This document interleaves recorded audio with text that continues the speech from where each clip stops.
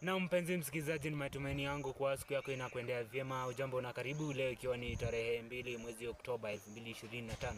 Ujambo na karibu kwenye upeo wa Radio Maisha, awamu ni ya saa moja. Jina langu ni Peter Walicho. Tunaanza na taarifa kwamba Tume Huru ya Uchaguzi na Mipaka nchini IEBC inaendesha zoezi la kuwasajili wapiga kura kote nchini. Leo hii ikiwa inaingia siku ya 3 wa uchaguzi wa kusajili wachaguzi kunradhi. Tume hiyo inaendelea kuomba Wakenya waweze kujitokeza kwa wingi kwa kuchukua kura ambazo zitawawezesha kupiga kura mwaka wa 2027 mwezi wa 8. Na ndizo habari za sasa za Radio Maisha, stesheni namba 1 nenye habari za kuaminika kote nchini.